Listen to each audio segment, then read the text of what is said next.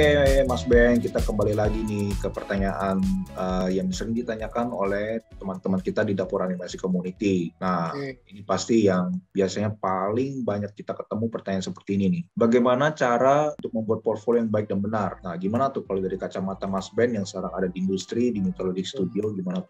Pertama mungkin kriteria portfolio yang baik dan benar itu adalah spesifik dengan apa yang kalian ingin apply gitu. Jadi kalian mesti tahu dulu kalian itu mau nge-apply sebagai apa. Misalkan kalian mau nge-apply sebagai tekstur artis, jadi bikinlah portfolio yang memang menjelaskan tentang tekstur-tekstur gitu. Modelingnya nggak perlu bagus, karena kan hanya nunjukin tekstur aja. Nah, jadi orang sesuai antara apa yang dikerjakan sama emang ininya kamu gitu, kompetensinya kamu. Nah, sesuai sama job desk yang di-apply lah gitu lah ya. Iya, benar. Mesti tahu dulu tuh, kita mesti punya mindset dulu yang clear. Lu tuh mau jadi apa sebenarnya? Nah, ketika lu udah tahu mau jadi apa, mau jadi animator kah, atau modeler kayak visual effects artist, kalau kalian udah tahu mau jadi apa, nah baru nanti bisa dipikirin tuh di dalam portfolionya tuh pasti akan isinya tentang itu, untuk profesi itu doang, jadi nggak yang lain. Karena HRD biasanya akan ngelihat portfolio yang sesuai gitu, dia nggak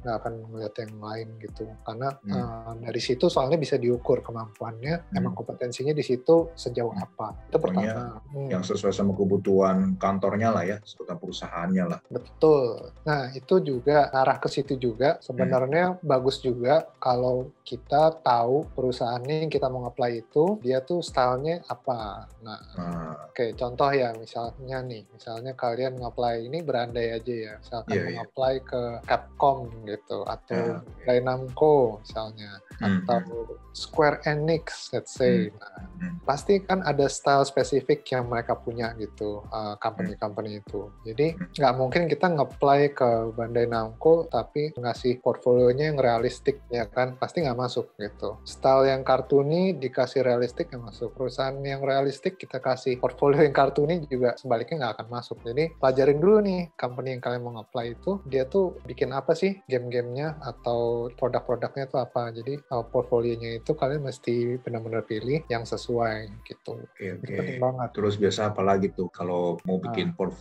cara buat portfolio yang baik dan benar, terus apa lagi tuh? Oke, terus Gitu, selain itu mungkin juga misalkan kita udah punya beberapa karya nih, udah banyak gitu. Nah, pilihlah portfolio yang benar-benar yang paling bagus untuk dimasukin aja. Jadi misalkan ada let's say banyak nih 30. Nggak perlu 30-30-nya dimasukin ke demo reel kita gitu ya.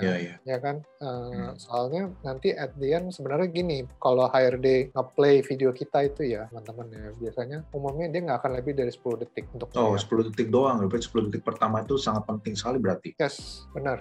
Oke. Itu memang adalah momen dimana orang tuh lagi fokus 10 detik pertama. Kalau udah lebih dari itu, ya itu udah bonus aja. Kalau misalnya dia masih tertarik, ya dia akan nonton sampai habis tuh bro, sampai habis diikutin.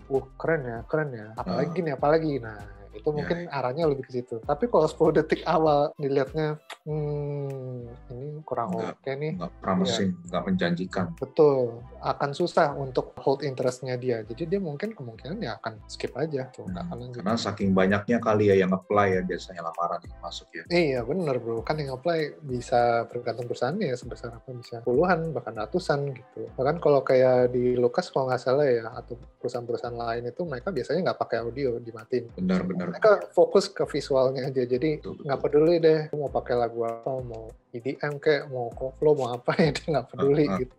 Yang dia pedulian adalah visualnya nih, oke nggak gitu. How you tailored your portfolio visually.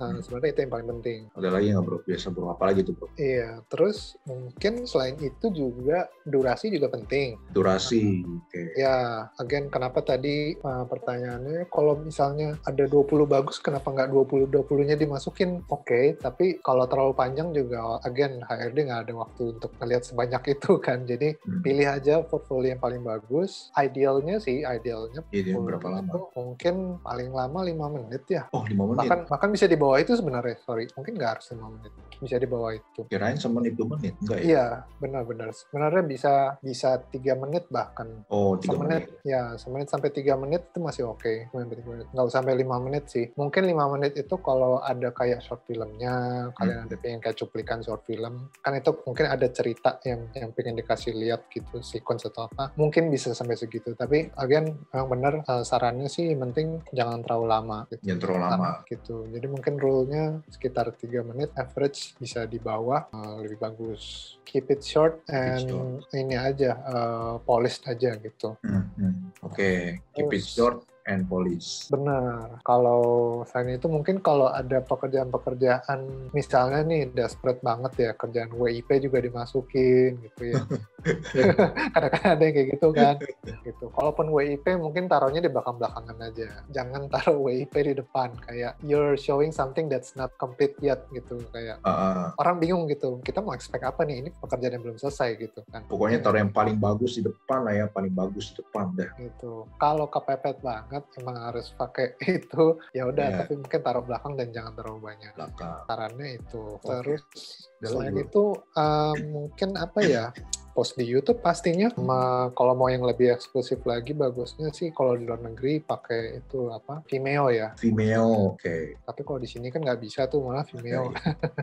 Jadi ya YouTube ya biasanya. Kalau ada di ArtStation juga bagus. Banyak juga orang yang pakai itu ya.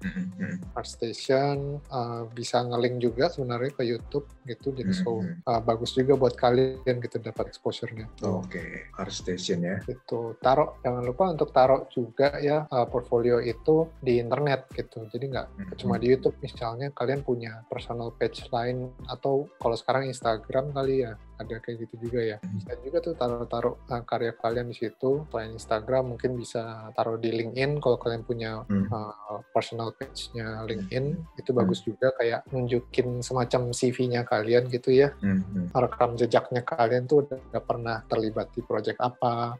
Kan nanti bisa cantumin tuh portfolionya. Oh, di project film ini, oke, portfolionya apa. Kerjain game ini, portfolionya apa. Nah, itu akan nambah kredibilitas kalian. Oke, jadi secara garis besar, itulah ya cara mempunyai portfolio yang baik dan benar gitu ya. Iya, dan mempublish portfolio kita dengan apa, di channel apa aja, mana aja gitulah ya. Ya, betul. Jadi ya manfaatin aja sekarang channel di dunia maya ini kan banyak apa platform-platform kita bisa gunakan. Jadi di ini aja diulik juga gitu, misalnya perusahaan apa yang kita mau apply, ya kita bikin portfolionya sesuai dengan company tersebut. Oke, thank you Bro Ben buat tips-tipsnya, buat tips yang sangat berguna sekali tentang portfolio, gimana cara kita bisa mempersiapkan portfolio yang baik dan benar, dan juga bagaimana kita mempublishnya ke channel yang tepat ya supaya bisa di-notice. Oke, thank you Good Bro luck Ben. teman-teman. Yoi, sama-sama Bro Andrew. Thank you Bro. Oke, thank you Mas Bena sudah memberikan pada kita nasihat-nasihat dan tips dan trik yang sangat berguna sekali buat teman-teman di komunitas dapur animasi. Semoga bisa bermanfaat, berguna buat teman-teman semua. Jangan lupa untuk mengklik subscribe di channel kita, dan klik like dan juga share ke teman-teman yang membutuhkan channel dapur animasi ini ya. Terima kasih teman-teman, sampai jumpa semua. Bye-bye. Oke, berkarya semua. Ketemu lagi. Yes, mantap. Dapur animasi ngebul.